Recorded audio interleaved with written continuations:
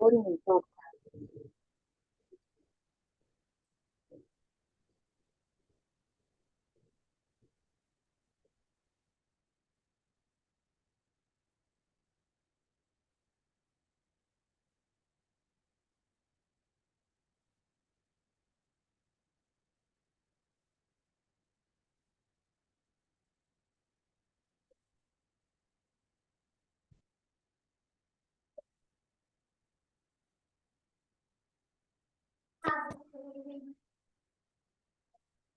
Baiklah, Assalamualaikum warahmatullahi wabarakatuh. Selamat malam adik-adik semua. Pada kesempatan hari ini, syukur Alhamdulillah kita bisa berjumpa dalam keadaan sehat walafiat untuk melanjutkan materi perkuliahan kita.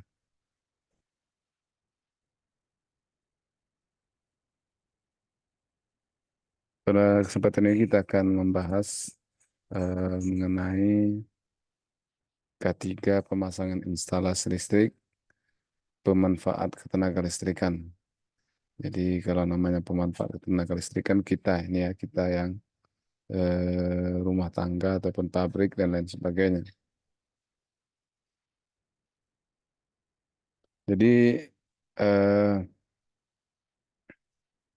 tujuan daripada persyaratan pemasangan instalasi listrik ini adalah memahami dasar-dasar pemasangan instalasi listrik yang tentunya adalah supaya instalasi listriknya itu aman. Kemudian eh,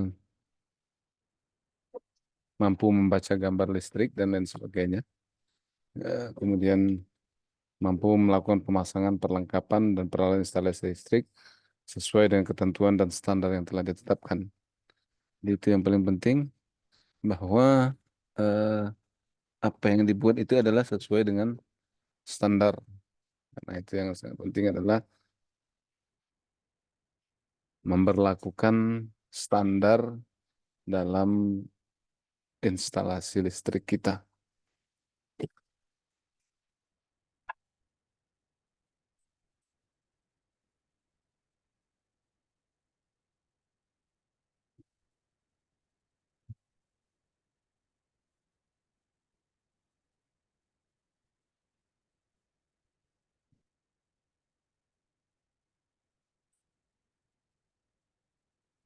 Kemudian di awal pertemuan perkuliahan kita sebenarnya kita sudah menyinggung mengenai instalasi listrik,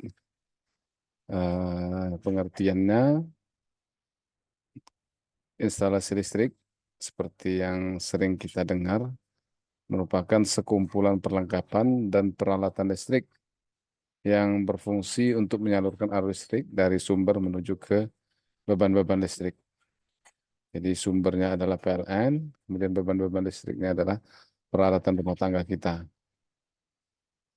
Kalau berbicara mengenai standarnya, itu standar Permen SDM nomor 36 tahun 2014 tentang standar nasional Indonesia, SNI instalasi listrik, yang dalam pasal 1 itu yang memperlakukan SNI nomor 0225 tahun 2011, yaitu PUIL 2011. Jadi ini PUIL 2011 merupakan acuan utama ya dalam instalasi listrik. Tujuannya adalah agar tercapainya atau meningkatkan keselamatan ketenaga listrikan. Karena kalau kita sering dengar bahwa kecelakaan ataupun bahaya-bahaya bahaya-bahaya kebakaran dan lain sebagainya itu kebanyakan disebabkan oleh tidak benarnya pemasangan instalasi listriknya. Kemudian juga ada IEC, kemudian IEEE, masing-masing ada ininya tentang grounding itu. Standar nomor 142 itu berbicara semuanya tentang grounding. Tapi kalau di PUIL itu sudah semuanya membicarakan mengenai peralatan-peralatan instalasi listrik sampai ke groundingnya.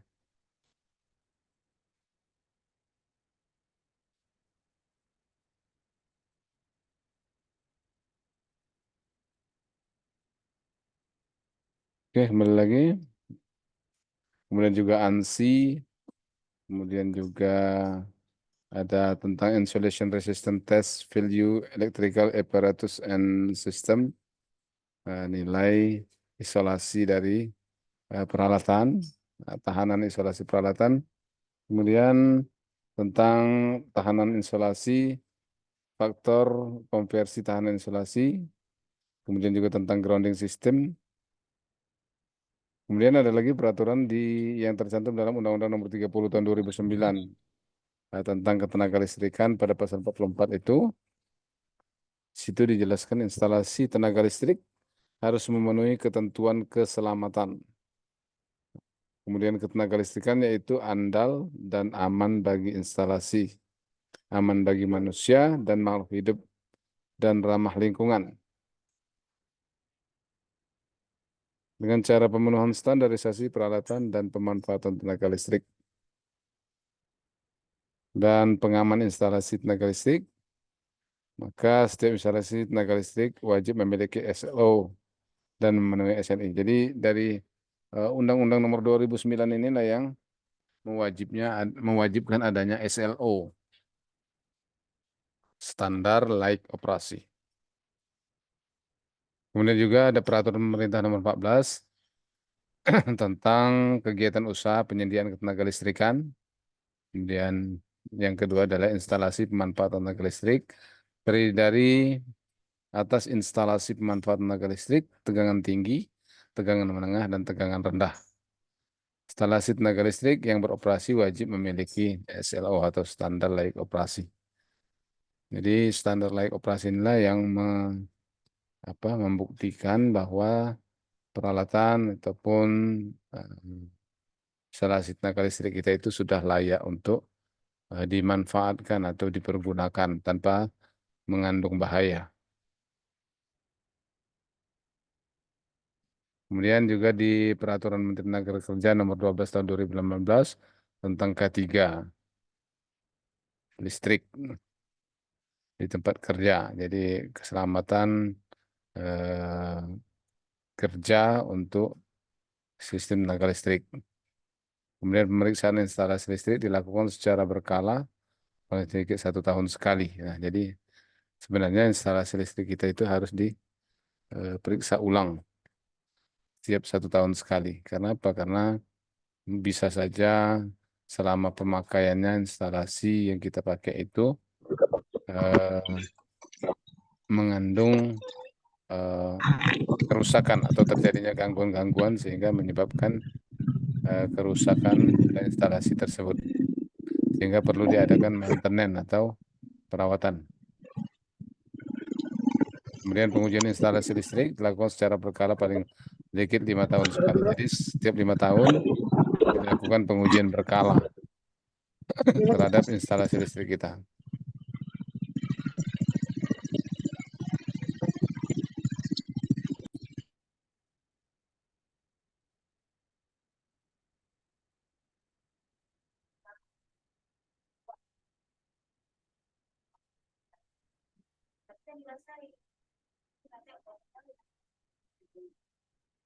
Kemudian peraturan dan persyaratan tentang SLO. Instalasi listrik harus diuji dan diperiksa sebelum dioperasikan. Jadi sebenarnya instalasi listrik ada di rumah-rumah sebelum disambungkan ke PLN itu harus diuji, dites dulu oleh mereka yang nanti akan menerbitkan SLO-nya. Ini contoh ya, contoh SLO dari, nah seperti inilah SLO-nya.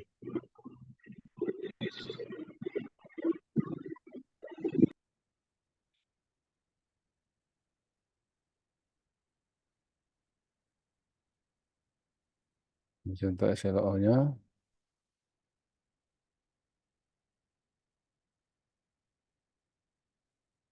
Biasa kita sudah sering lihat ya, SLO untuk instalasi listrik. Sekarang ini setiap kita mau menyambungkan listrik PLN akan minta ini standar layak operasi ini, piagam ini.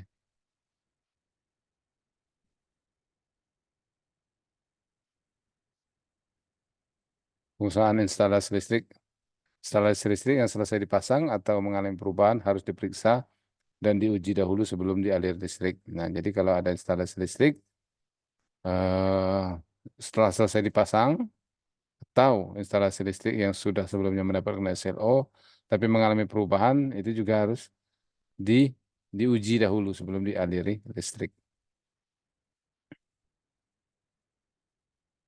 Untuk memudahkan pelayannya, instalasi listrik harus segera disertai gambar instalasi. Ya, gambar instalasi ini untuk pertama kita mengecek gambarnya, baru setelah itu kita melihat ke lapangannya seperti itu.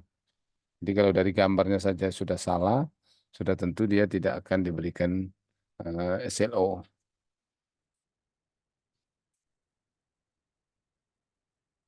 Kemudian instalasi listrik harus diperiksa dan diuji secara periodik sesuai standar yang berlaku. Jadi sama juga seperti timbangan, ada pengecekan secara periodik ya. Kemudian kita masuk ke pemasangan instalasi listrik. Pemasangan peralatan dan perlengkapan instalasi listrik meliputi konstruksi panel hubung bagi atau PHB dan kelengkapannya, kemudian konstruksi kabel instalasi dan kelengkapannya, identifikasi kode warna kabel, kemudian menentukan beban penghantar. Jadi penghantar yang akan kita gunakan harus diketahui dulu berapa beban yang akan dilayaninya. Kemudian metode-metode yang digunakan dalam pemasangan peralatan dan perlengkapan instalasi listrik.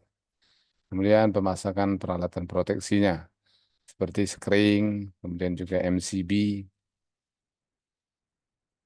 Kemudian pemeriksaan pengujian instalasi listrik berdasarkan PUIL 2011 di bagian 9 pengusahaan instalasi listrik ayat 9.4.3.2 berbagai macam tanda pengenal dan papan peringatan. Nah, jadi itu suatu keharusan dalam standar ketiga papan-papan peringatan pada peralatan listrik. Sebenarnya di rumah kita pun perlu ada papan-papan peringatan itu sebenarnya. Misalnya ada satu daerah tempat yang tak boleh dimasuki oleh sembarang orang. Ketika memasukinya harus menggunakan pakaian keamanan. Nah, semua di situ dibuatkan tanda peringatannya. Kemudian perlengkapan listrik yang dipasang juga diatur di sini ya. Apa saja perlengkapan listrik, kemudian kemana memasangkannya harus sesuai. Kemudian cara memasang perlengkapan listriknya, misalnya contohnya kan kalau kulkas tidak boleh di tempat basah karena dia kan diletakkan di lantai, ya, lantainya tak boleh basah karena apa?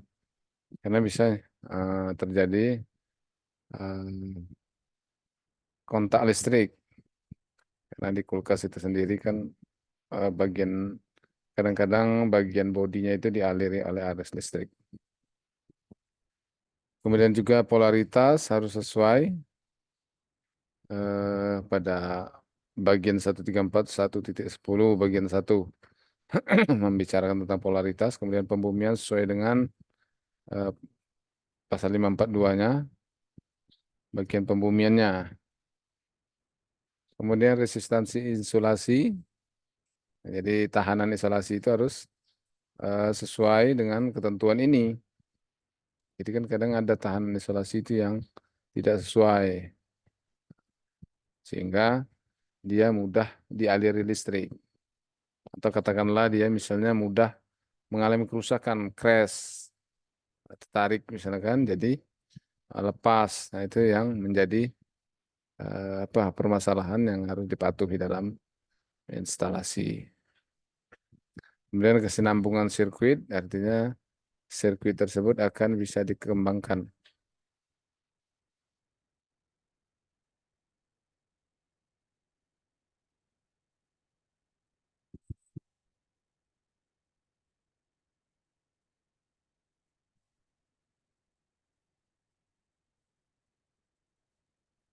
Kemudian fungsi proteksi sistem instalasi listrik juga. Kemudian uraian teknisnya ini apa ya? Untuk pemasangan secara teknisnya,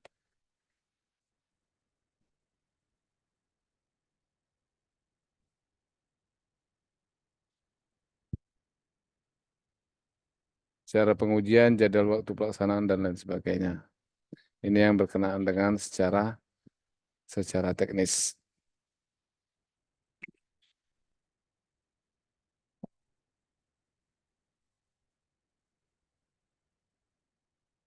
Perlengkapan hubung bagi juga dibicarakan, merupakan perlengkapan listrik yang dimaksudkan untuk dihubungkan ke sirkuit atau rangkaian listrik untuk keperluan melaksanakan satu fungsi atau lebih, berikut proteksi, kendali, instalasi, penyaklaran, switcher, dan control jar. Jadi yang apa yang kita mengerti itu bahwa dari PHB ini nanti akan keluar ke beban-bebannya atau grup-grup beban dalam instalasi.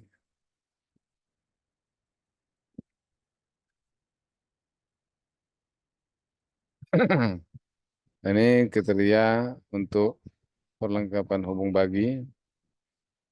Gambarnya ini yang hitam putih ini.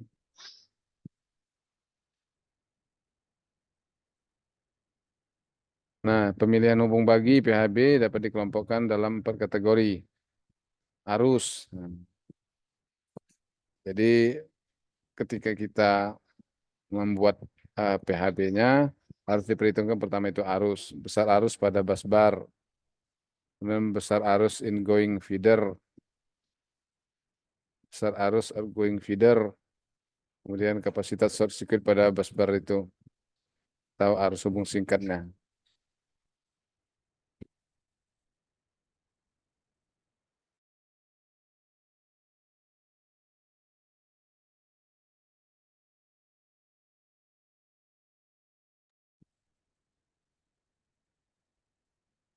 Kemudian sifat proteksi dan instalasi, tingkat proteksi atau tingkat pengamanan pada instalasi listrik itu eh, harus juga sesuai dengan standarnya. Kecepatannya, kemudian apa arus yang ditolerirnya, gitu. Kemudian cara penginstalasi atau pemasangan itu juga harus disesuaikan dengan standar ini, standar PUIL.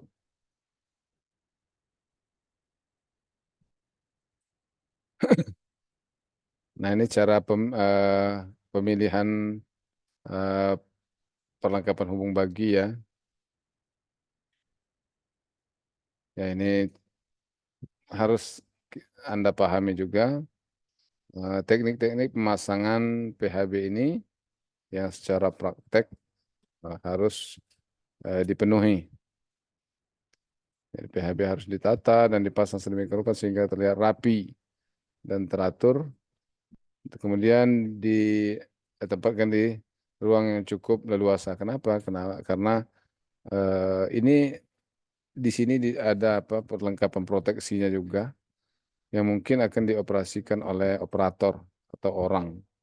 Nah, jadi tempatnya harus leluasa, kemudian mudah terlihat agar jika terjadi gangguan pada panel ini dapat diketahui secepat mungkin.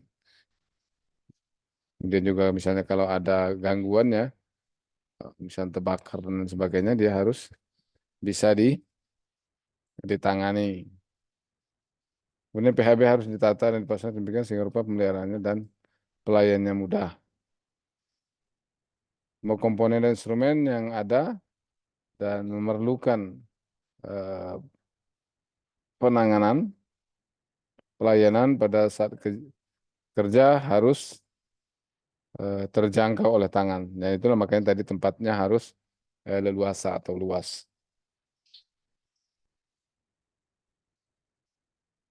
Ini ada jenis instalasi PHB, ada yang terpasang di lantai atau di dinding, Jadi terpasang di lantai maksudnya di apa ya di nabol ke lantai. Ada juga yang ditempelkan di dinding. Kemudian terpasang tetap pada dinding atau pada tangga, tergantung pada langit-langit. Kemudian terpasang pada rak. Yang tergantung pada langit-langit ini apa ya, jarang ditemukan. Mungkin pada instalasi-instalasi tertentu yang memang tidak ada dinding ataupun lantai.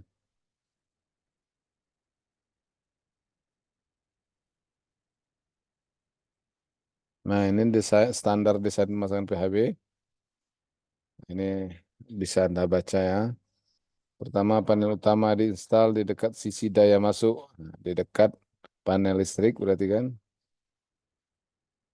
Dari trafo tenaga kalau ada trafo, kalau instalasi listrik rumah tentunya tidak ada trafonya, langsung dari dekat meteran. Sehingga kabel feeder atau busbar ke trafo menjadi pendek. Nah, ini kabel feeder. Kalau di rumah tangga nggak ada feeder ya. Yang ada itu biasanya disebut orang kabel U kalau orang apa instalasi. Kemudian mutus tenaga CB circuit breaker pada sisi infeed, ingoing, feeder, dan busbar coupling dibatasi pada konstruksi bentuk tunggal pada 4 harga arus maksimum yaitu 1000 ampere hingga 3150 per 4000 ampere. Kemudian dalam hal ini pemutusannya menggunakan sistem withdrawable, jadi lebih menghemat karena tidak setiap CB perlu diberi pemisah. Artinya withdrawal itu apa ya? Bisa dicabut-cabut ya, ditarik-tarik ya.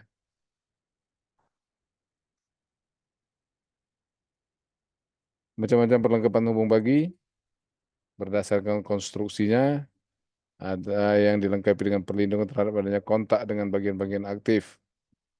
Tentunya dikasih apa ya? Isolasi. Namun di bagian lain kadang ada yang tidak tertutup.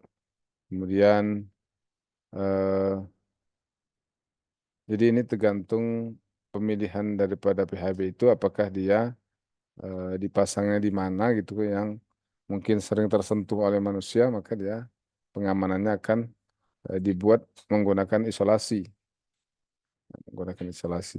Tapi kalau dia tempatnya memang di ruang panel yang mengaksesnya cuma operator-operator yang memang sudah punya keahlian, itu biasanya dibuat terbuka saja. Karena kan untuk membuat isolasi pada perlengkapan-perlengkapan listrik itu akan menambah biaya. Kemudian jenis konstruksi dan pemasangan PHB, ada konstruksi kubikal, yakni seluruh sisi-sisi PHB telah diberi penutup sehingga kontak dengan bagian aktif selama bekerja dapat dihindarkan. Nah, jadi kubikal ini apa ya? Semacam lemari dia. Kubikal semacam lemari. Jadi sudah diberi tutup atau dinding pelindung yang terbuat dari besi. Kemudian instalasi PHB jenis ini dapat digunakan untuk semua area kerja yang lebih umum di dalam ataupun di luar. Jadi karena ini sudah tertutup, jadi boleh ditempatkan di tempat-tempat umum. Tentunya orang-orang kan yang ada di tempat umum itu tidaklah akan membuka-buka panel itu. Nah, sehingga dia akan aman. Tidak takut bahaya sentuhan oleh manusia.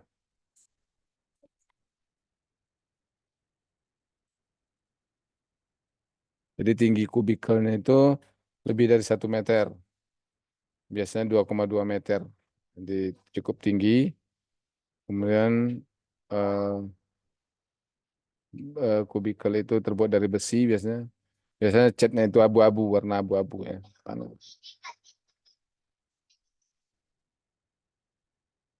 Kemudian ini jenis konstruksi dan pemasangan PHB listrik. Ada konstruksi box type, yaitu dengan konstruksi box type terbuat dari bahan isolasi PVC, plat baja, dan besi tuang atau grek. PHB ini terdiri dari beberapa box kotak yang disusun dan digandeng menjadi satu susunan. Jadi ada beberapa PHB, kemudian ada beberapa kotak digabungkan menjadi satu sehingga menjadi satu kesatuan. Biasanya di panel-panel listrik pasti udah tahu lah kalau yang udah kerja di panel sudah sangat mengerti lebih dari ini. Sehingga mendapat perlindungan secara penuh terhadap bahaya mekanikal, tingkat proteksi untuk pesawat ini dapat mencapai nilai 30 IP30. Dalam hal ini tingkat proteksi IP30 dapat dicapai hanya dengan sistem perlindungan dan konstruksi daripada panel box type ini.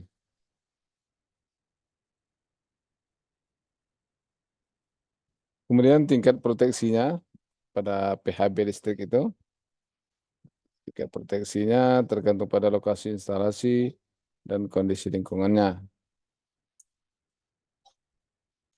Jadi tadi ya, lokasinya di mana,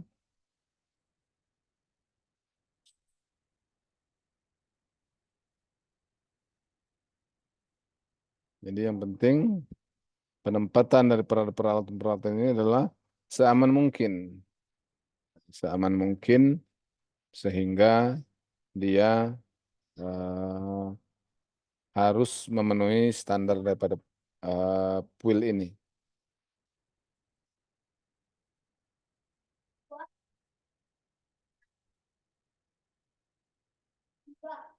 Jadi menurut aturan VDE 0100 Distribution Board atau panel yang terbuka itu hanya boleh di area listrik seperti yang saya bilang tadi, mungkin di ruang panel yang memang orang masuk ke situ itu sudah safety.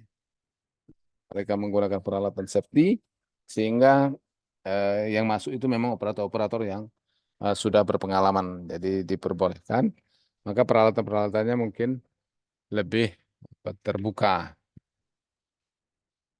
Pada ruang kerja di mana semua orang dapat masuk, maka switchboard dan distribution boardnya harus didesain agar proteksi dapat diberikan terhadap bahaya.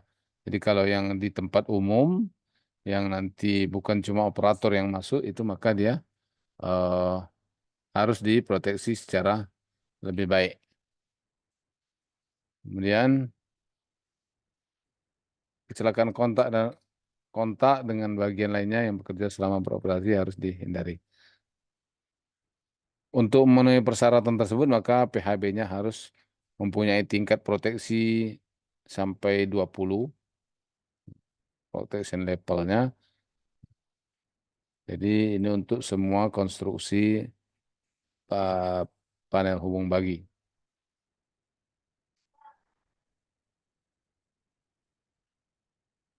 Kemudian kalau menurut aturan VDE 066-0500 ini, PHB itu tertutup rapat keseluruhan bagian sisinya, yaitu seperti lemari tadi ya. Harus tertutup secara rapat. Jenis-jenis pemasangan PHB listrik. Jadi penyambungan saluran masuk, feeder, dan saluran keluar pada PHB harus menggunakan terminal. Sehingga penyambungannya dengan komponen dapat dilakukan dengan mudah, teratur, dan aman. Jadi penyambungan juga bukan sekedar tersambung saja, tapi harus dilakukan dengan rapi. Jadi kabelnya tidak bersilang-silangan, tapi teratur. Yang dari sebelah kiri semua dikumpulkan sebelah kiri, yang dari sebelah kanan semua dikumpulkan sebelah kanan. Jadi tidak dari kiri nanti masuk ke panel yang sebelah kanan, dari kanan masuk ke panel yang sebelah kiri, sehingga dia terlihat tidak teratur. Terminal kabel kontrol harus diletakkan terpisah dengan kabel power dan saluran daya. Kemudian komponen PHB harus diatur dan ditata letaknya sesuai dengan anjuran pabriknya.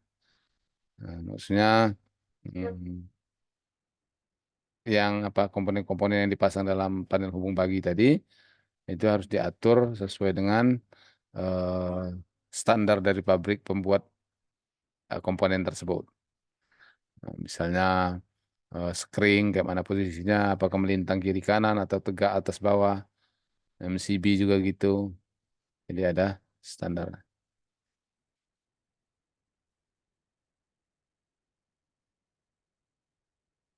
Kemudian jenis-jenis pemasangan PHB listrik. jumlah bukaan pintunya berapa. Biasanya pintunya apa ya? Dua minimal. Ada juga yang tiga.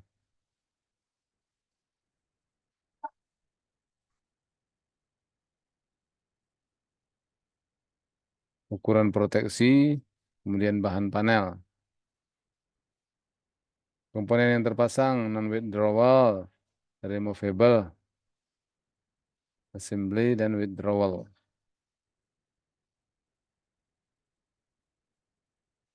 Jenis-jenis pemasangan PHB listrik.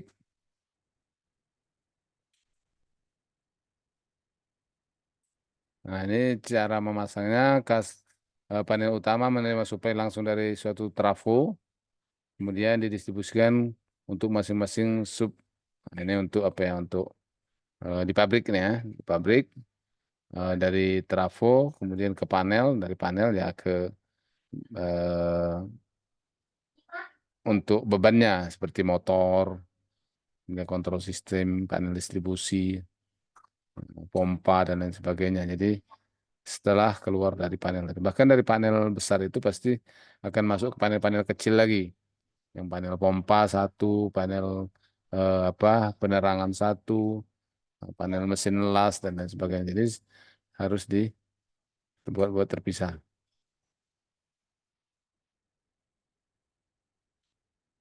Pemasangan perlengkapan PHB listrik, macam-macam pemasangan perlengkapan.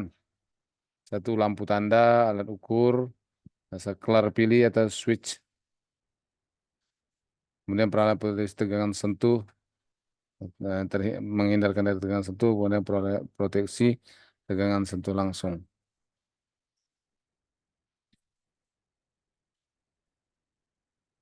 Pemasangan perlengkapan PHB listrik, penandaan dan pada CB.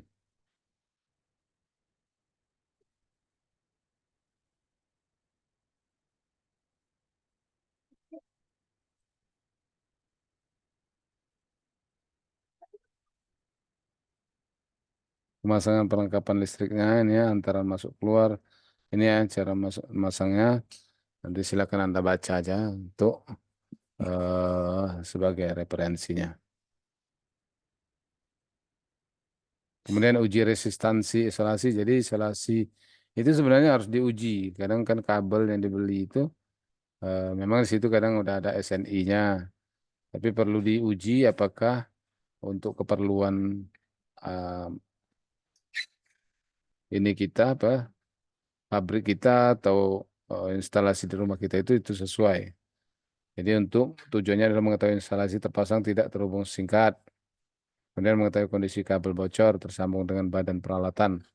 Ya kadang kan ada terjepit kabel itu sehingga terhubung ke bodi. Sehingga perlu diuji agar kita tahu bahwa peralatan tersebut aman sudah bisa dipergunakan atau instalasi kita itu sudah bisa dioperasikan. Nah ini ya uji resistansi isolasi itu untuk kabel 24 sampai 50 volt itu menggunakan 50 apa pengujian tegangan pengujian 50 sampai 100. Kemudian untuk ini berbagai tingkat tegangan 4100, 2500 sampai 5000. Nah, ini uji resistansi isolasi yang eh, dilakukan sesuai dengan standar SNI 2011. Kalau tegangan 250 volt AC, tahanannya 0,5 mega ohm, kemudian tegangan kerja 380 volt AC adalah 1 mega ohm. Itu apa ya? Nilai resistansi isolasinya dari bagian yang bertegangan sampai ke groundnya.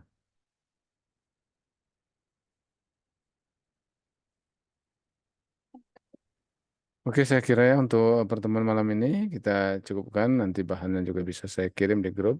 Nanti minggu depan kita lanjutkan lagi pada pembahasan resistansi isolasi peralatan-peralatan instalasi listrik kita. Oke, terima kasih atas perhatiannya. Mohon maaf atas segala kurangannya. Semoga kita selalu sehat-sehat dan bisa berjumpa pada kesempatan yang akan datang. Mohon maaf atas segala kekurangannya. Saya akhiri dengan ucapan wabillahi taufiq wal hidayah. Wassalamualaikum warahmatullahi wabarakatuh. Waalaikumsalam. Recording in progress.